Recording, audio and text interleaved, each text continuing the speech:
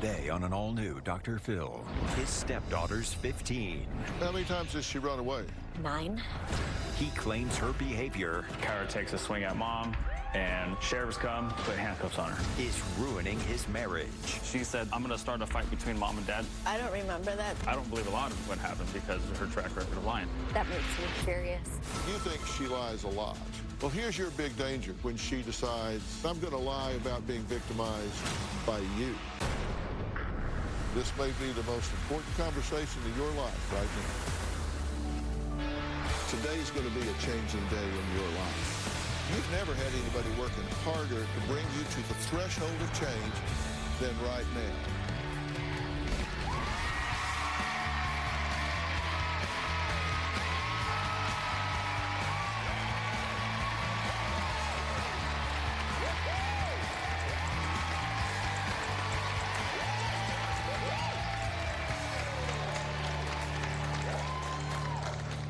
Hair pulling, a black eye, CPS reports, and police with guns drawn on a 15-year-old girl. Dustin says that's just a day in the life of his family. He says his wife, Amethyst, is allowing their teenage daughter, Kyra, to rule the household. And when Kyra doesn't get her way, well, she just takes off, runs away. Kyra has ran away a total of 9 times. The first time Kyra ran away, she was 10 years old. As Kyra got older, she would not come home from school. She would sneak out, and one time she ran away and she called us at 1 in the morning. Once I had a really big fight with my parents when I was 14. Me and my mom were arguing, and I started cussing, and then my dad got involved. I popped her in her mouth with my hand. Slapped me in the face, I think about 3 times. A few weeks later, she did run away. Just 3 months ago, Kyra asked to ride her bike to her friend's house. She sends mom a lengthy text, pretty much saying, I'm not coming home. I ran away, and we got a hotel. So at 11 a.m., I had drove by the hotel, and I saw her walking out with her friends. Police came, and I heard on the radio that they were uncooperative and that they had all 3 of them at gunpoint. For Kyra, being in handcuffs and having the guns on her, it just didn't seem like it was a big deal to her. I was recommended a halfway house for runaways, and Kyra did stay at the halfway house for about 2 weeks. When I got home from the halfway house, it was about a month before I ran again. I told my mom that I was gonna go work out in the garage. I came out to check on her, and the garage was cracked about that much. And there was no Kyra. I left at night, and then they found me like the next day. She was hiding by the 3rd trash on the left-hand side, and I saw her shoes. So I got out, and I started running towards her.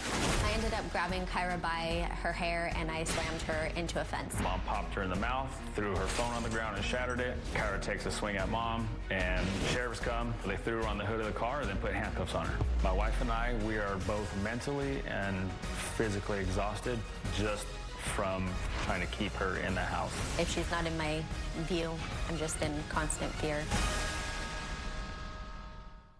To make matters worse, Kyra says she has suffered some serious trauma in her past. Problem is, Amethyst believes her, but Dustin thinks she's lying. A couple months ago, I was going through Kyra's phone. I had found some things in there that just really raised some eyebrows. I decided to talk with Kyra, and she admitted to me that there was trauma that happened last year. Fast forward a little bit, Kyra gets in trouble again about a month later, and that's when we learned about the second trauma. When I was 9, I was at a friend's house, and something really traumatic happened. I hate that she had to go through what she went through. I failed as a mom because I couldn't protect her. I was at a crossroads because of her track record of lying and just the extent that she has gone to get herself out of lies. I was leaning more towards, I don't believe her. When he said that he didn't believe her, I told Dustin I hated him. This is why people don't tell people about their trauma. It's because of people like you. I couldn't comprehend how he could tell me he loved me, but then say that I lied about something that I had been through. Kyra started telling me that she couldn't live with him and that she was gonna run. He basically told her, go for it. And after she left the room, I got in his face and I said, if she leaves, I'm leaving you. Our family's just completely fallen apart, and I feel helpless. Okay. Well, we're going to meet Kyra later, okay? We're going to add her to the conversation. But I wanted to talk just among adults first. The problem that you guys have described is she's running away repeatedly. Is that the problem or is that a symptom? I feel like it's a symptom. I think the problem is the trauma that happened. I feel like anything that happens in our house that might just be little to normal families, you know, like her getting grounded or something like that, it becomes this thing for her and she just feels like she has to escape. I feel like some kids, you know, turn to drugs or, I don't know, some do art and her thing is running away. That's her getaway, her go-to. Okay. How many times has she run away? 9. She's been victimized in some ways, according to her. You believe her. Yes. You question whether or not it has happened at all or the way that she says or whatever, but you think the running away is a symptom? You think it's a problem? What's your view? I believe it's her getaway too. She's running from her issues that she has and the trauma that took place in the house. She doesn't want to be in that place because it reminds her of what happened. Okay, and this is coming between you two. Oh, yeah. 98% of our fights are about Kyra. I mean, some marriages, they fight about money. We fight about how to parent our daughter. You don't believe it? I don't believe a lot of what happened because of her track record of lying. Yeah, because she does lie. I'm sorry, that makes me absolutely furious. I'm sorry? That makes me furious. I get that. That's why you two are at such odds. If you believe this, then it needs to become your mission to heal this child. Yes. And what you're doing is not effective at this point. So you don't be defensive about it. Just recognize what you're doing is not working. No, I agree. I'm not attacking you. I'm just labeling. I mean, this should be obvious to the most casual observer. Your daughter's run away 10 times, so some needs not being met, right? Yeah. That's not your fault, but it is your responsibility. You're the adult. You're the parent here.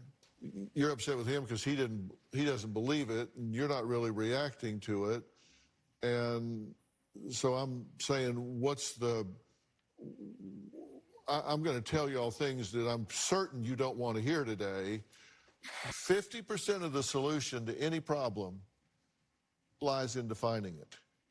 If you don't know what it is, you can't solve it. You got to figure it out, right? It's like if your car's not running, you got to well, you know, what is? I got to figure it out before I can get it running again. 50% of the solution, you got to figure out. Right. The problem, you got to define it. Then you know what to work on. Yes. You can go talk to the therapist about the wrong thing forever and get nowhere, or you can go in for a short period of time, talk about the right thing, and really move the needle. I've got something to say to you that I don't know if you've thought about yet, but if somebody's in real danger here, my friend, it's you. We'll be right back. It's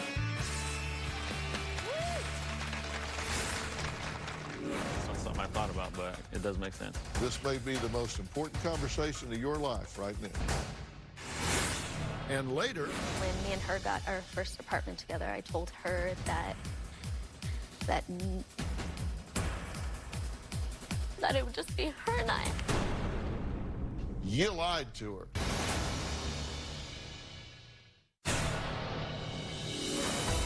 I have told Dustin that he needs to put on his man pants. If you want to be a leader of the house, then you need to step up. I don't have the confidence of being a leader. When I do, she shuts me down. I don't make poor decisions, but you just make me feel like I do. I get criticism from my wife instead of support. So it doesn't work. Dustin says every day is like walking on eggshells. He says his wife, Amethyst, has emasculated him and given him no voice when it comes to parenting. Now, Dustin says even though he doesn't believe in divorce, it has crossed his mind a lot these days. And you just told him he needs to put on his man pants, step up, and lead this family, right? I have told him that, yes, I have. I said there's somebody here at real danger, and it's you. Why did I say that? Do you have any idea? I'm not sure. Would you like to know? Yeah. Boy, I would if I were you. I would.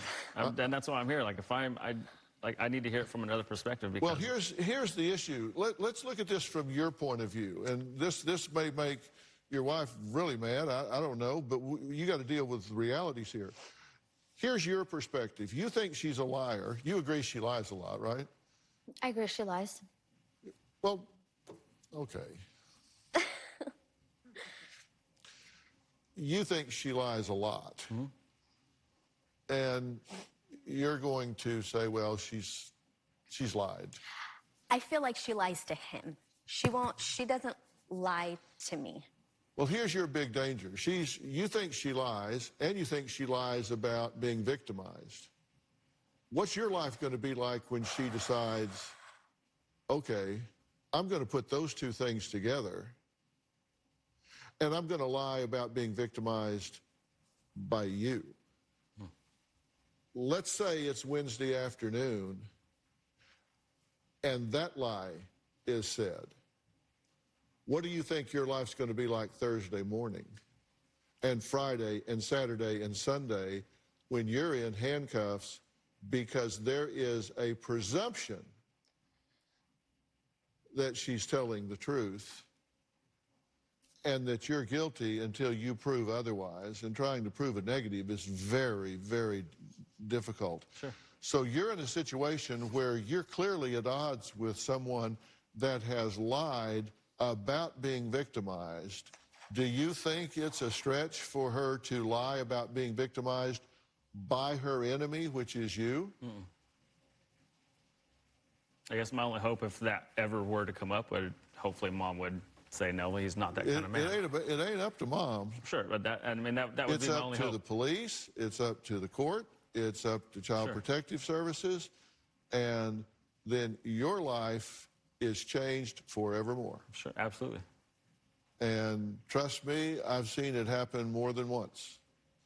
And to me, it just seems like the next evolution of this, if in fact what you believe to be true is true. If in fact she lies, and she lies about being victimized, and she sees you as the enemy, and this just seems like the next evolution. Does it not? Yeah, I guess. I mean, it's not something I thought about, but it does make sense. Well, I see where you come from. Let me tell you, this may be the most important conversation of your life right now, because that is a hard bell to unring. Because when that bell gets rung, then your access to her is taken away, and your access to your other 3 children, gone in the blink of an eye. And who knows what the determination will be at that point, because you've now got the government in your life. All right. So those are the stakes for which you're playing this game. Okay. So I'm just telling you. What do you think about what I'm saying? I could see where you're coming from. I feel like that's something far-fetched for her to come up with. Really? I do. I don't think that this is for the reasons that you think it is. Let's add what I think could be a real factor here.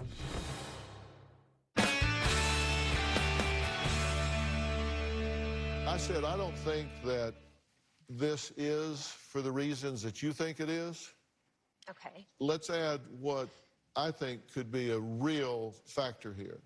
I would love to hear it. Didn't you say to her? Yes. What'd you say to her at one point? When me and her got our first apartment together, I told her that nobody else would be there with us, that it would just be her and I. And I lied to her. So the 2 of you have an apartment, and you look at her and you say, you know what? It's just us, you and me, right? Yeah. Just girl power here, you and me. How long was it before Things moved you really started quickly. getting really serious? She met him when he moved in. Before you started getting really serious with him? 3 months. Okay. Yeah. So you're with her and you say, okay, it's you and me, just us. You and me, girl. Nobody else, right? You're pretty specific about this. Yeah. Yeah. It's just that it you was and me, gonna be nobody her. else. Nobody comes between us. It's just you and I. We're in this together. We're gonna do this. Yeah. Within 3 months, 90 days, you're pretty seriously involved with him. You lied to her. I did. You told her A, and then you did B. And then you did C, D, and E.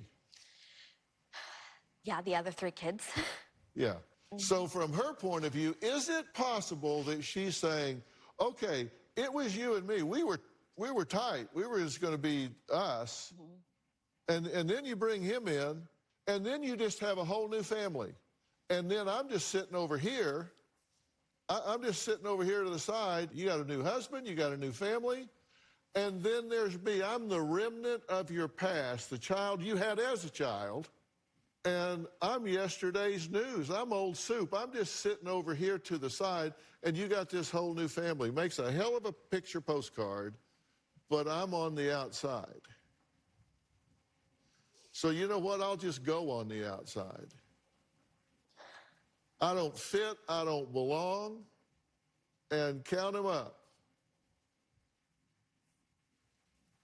Bang, bang, bang. You got all these boys and you, and then there's her, and then she's sitting on the outside. And this is a revelation to you? No, I know that it's bugged her. She told me when I was pregnant with Malachi, our last, that she felt like with everyone that she was that there was less time for her. Yeah. But we've always... There's 4 of them, and then her. There's 4 wheels on a car, 4 legs on a stool, 4 legs on a table, and the 5th is like the 5th wheel. I was really young and stupid when I told her that, and I know that I shouldn't have said. I know that I shouldn't have said that, because at some point, of course, I'm gonna move on and have a relationship and have a family, and I wanted her to have a dad, a good father in her life, and so I guess now I'm just stuck on like how to include her. I mean, the way that you're putting it makes it seem like she's not included in our family. Oh, I'm just talking about it from her point of view. Yeah. I understand you're saying it. I understand how you could have that moment. I understand it could be a beautiful moment between you and her. But do you want to be in denial about where we are now? No, not at all. This is the reality here. And then you come in, she's 5, and so you start trying to parent her. You're not her father. You're her mother's husband. You said you've popped her in the mouth, you say? She says 3 times. Pop, pop, pop. Because you didn't like what she was saying, because she was spewing. It was once. She dropped a bomb. Yeah. Regardless, I shouldn't have done it. That was just acting. No, you shouldn't. I'm not exactly sure what one learns from that, other than my mother's husband just hit me in the mouth. Right. Kyra's here. When she runs, where does she go? What does she do? What is she looking for? Why does she want out of here so bad? I have my theory. They had theirs. What's hers? We'll find out after the break.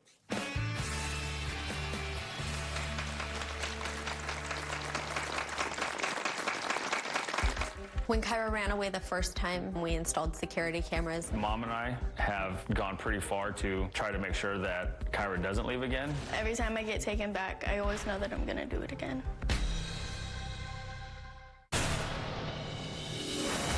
When Kyra and I got our first apartment, I promised her that nobody was going to live with us again, that it was just going to be me and her. About a year later, Dustin ended up moving in. Now we have 3 boys. Kyra has told me before that with each kid that we have, that she feels like there's less time for her. I thought I was just giving her a good dad, and I just broke my promise. Well, Mom was just 16 years old when her daughter Kyra was born. She says it was always the 2 of them against the world. until Dustin came into the picture 10 years ago. Not saying that was a bad thing at all, but it did change the metrics. It changed the equation. Now Kyra says she just doesn't want to live with her parents. So what does she do? Well, she runs. She runs away. When I run away or sneak out, it gives me like an adrenaline rush. It's like a replacement for drugs. When Kyra ran away the first time, we installed security cameras. I have two different views. It's got a view down the street. Here's our other camera. Sensors on all the windows downstairs. It's been working out pretty well.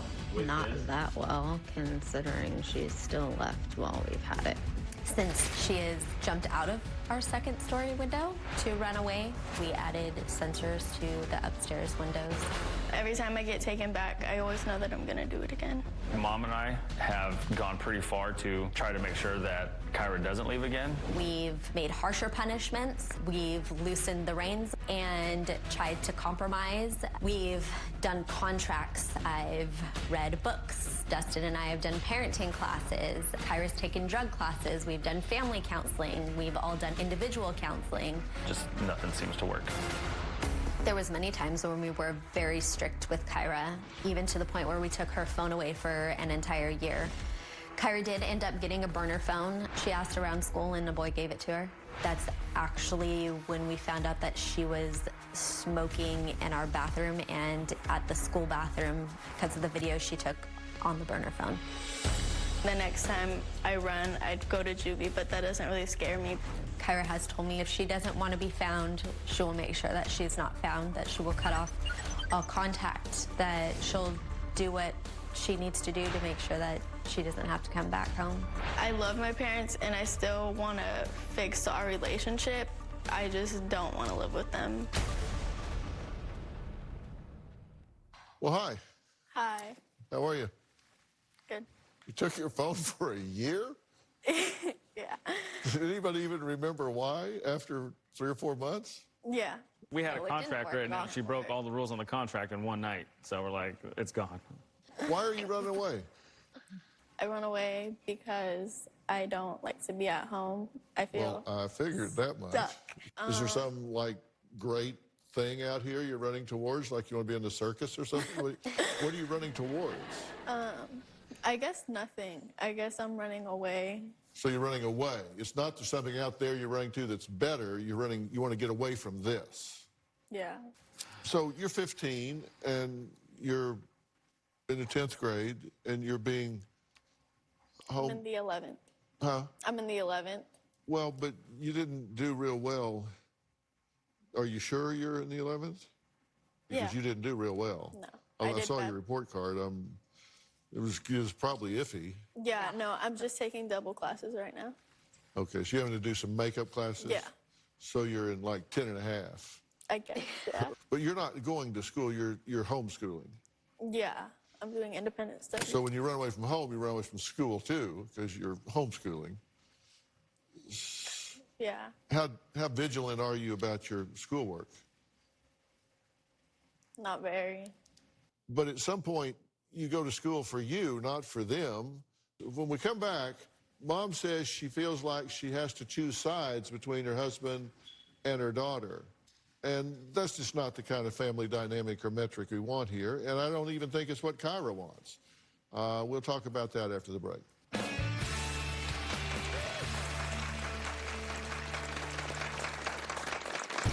We got 3 other boys in the house who need their parents, and we haven't been able to give them attention. Just the other day, our 6-year-old was punching his computer. He threw his papers all over. He was cutting up his homework. I feel like I am losing control slowly over each one of my kids. Kyra and I feel like we've become best friends. Right now, our relationship is really strained because of her feeling like I'm taking Dustin's side over her side. I feel like if we continue on this path, that it will definitely reach a point where I have to choose one or the other, Kyra or Dustin.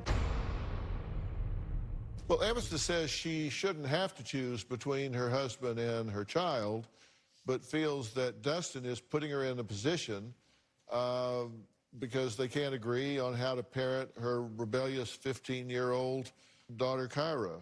Well, I'm going to solve that for him in the next few minutes. We'll fix that. So, but you don't want to be a problem for this marriage, do you? No. It's interesting. You're being a problem, but when I talk to the adults in this situation, neither Dustin nor your mother badmouth you in any way. They don't talk bad about you in any way. I mean, even he's very frustrated, but he doesn't have a bad word to say about you. How do you feel about Dustin? As a person? As a person, I think he's a good person. He provides for our family, and he's good with the boys, my brothers. Uh-huh. What's your relationship with him? Not there. Just don't have one? Yeah. Why not? I've shut him out. Why? He didn't believe me. And then you can't really have a relationship when you guys don't trust each other, so. Okay. So you felt like he didn't believe you, so if he thinks you're lying about something critical like that, then what's there to base a relationship on? Nothing. Yeah.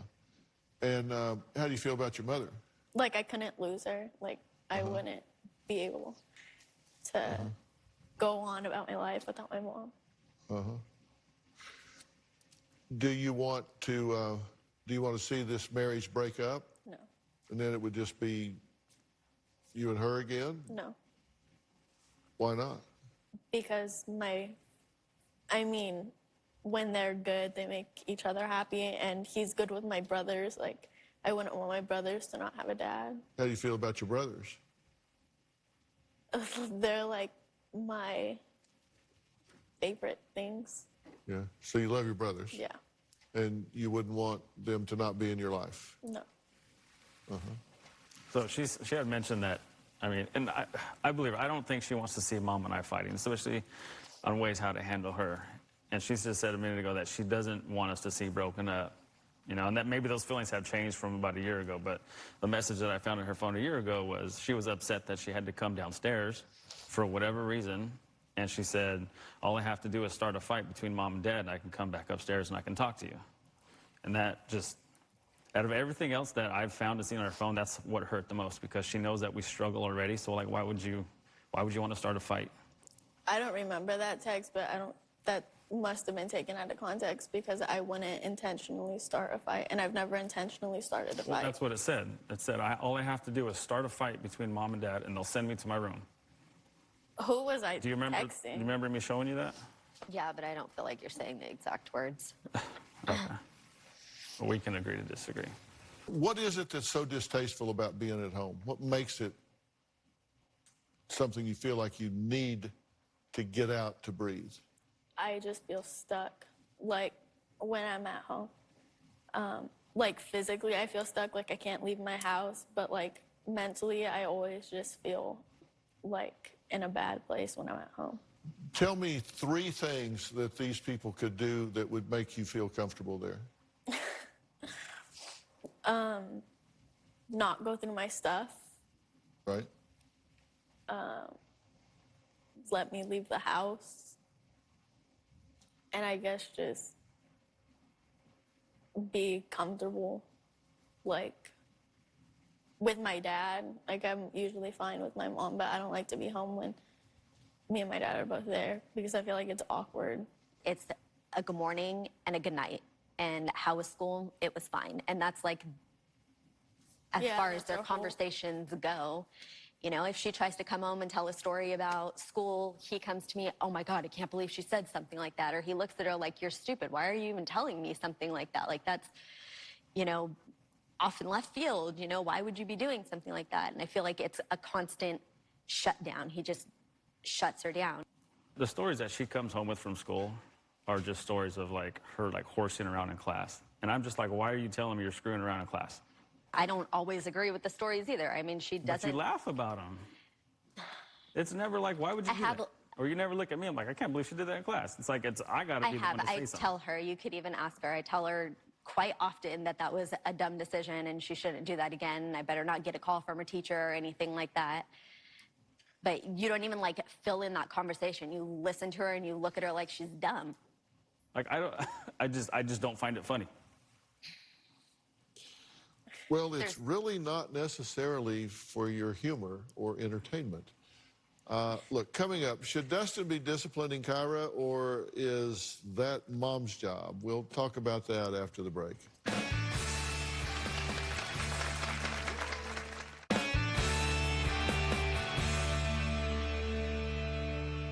We have 4 children here, okay? And all 4 children are going to be impacted by what you two do. Yeah. And you say that your 3 brothers are your favorite thing. Then you need to think about the choices you're making and how much it's going to mess up their lives. Because when you choose the behavior, you choose the consequences. And if you think that what you're doing is not affecting their lives, if you think you're not having an impact on them, you're wrong, because it is. Does that mean that you're feeling trapped, you're feeling all the things that you're feeling should just be discarded to be sure you're taking care of everybody else? Absolutely not. Your feelings matter. You are entitled to deal with your feelings. And look, you're not the disciplinarian here. I got news for you. Unless you come in at most 2.5, 3 years old, you can't pull that off. That doesn't work. What you can do is support her in doing what she's doing, but you can't come in at 5 years old, 6 years old, 7 years old, 8 years old, and start becoming the disciplinarian for someone else's child. Not just you, I'm just talking about everybody. It doesn't work that way. You got in the game too late. What you can do is support her in doing what it is she's going to do. You can influence her, but she's the one that has to deal in that regard. And you're not inventing this equation. It's that way in all situations. Like I said, I've been doing this 45 years. You're not the exception that proves that rule. You can't be the one that does that. It's got to be her. Okay. To her, he's your husband, which is a far cry from being her dad. She can call him dad and she can show the respect, she can do that, but he's somebody you married. In violation of an agreement, by the way, but nonetheless, somebody you married. That again. It's just really hard to hear that I hurt her in that way. Yeah. Unintentionally. What'd you want to say? I feel like that whole, as a little kid, yeah, you would want to hear it, but here now, did I expect my mom to be single her whole life? Of course not. I think it was unrealistic, and now it doesn't really bother me. I think because they have 3 other kids, they're married, you can't go back in time. And I wouldn't want to go back in time and switch it, because then I wouldn't have my brothers. Did you hear what she just said? She doesn't want to. This doesn't really bother me. They have 3 other kids. That's their family. They have those 3 kids, and then there's me. Yeah. And I'm over here, and then he's over there, and then he doesn't believe me, and he's snooping through my stuff. And, well, I mean, come on. I mean, I'd just rather go somewhere else. I don't belong here, definitely right? Where we're at. I just don't belong. This can work. He's willing to work on this. She's willing to work on this. The question is, are you?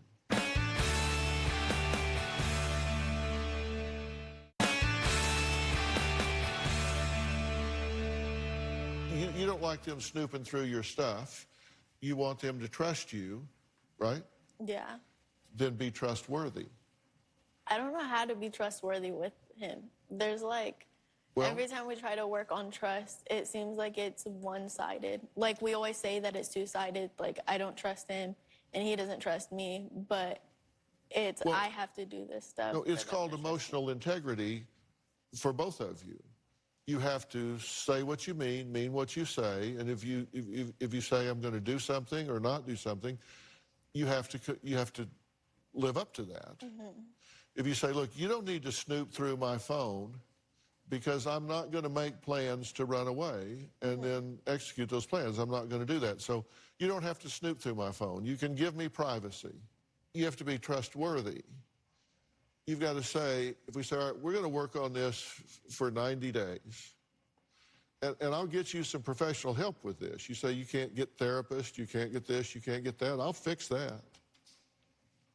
I'll fix that. I'll get you family therapy on a regular basis. I'll give you weekly sessions as a family and her individually if necessary. We'll start it just through the end of the year, 10 weeks in a row, whatever we have to do. But I need you to agree that for that period of time, you'll agree to work the problem instead of run from the problem.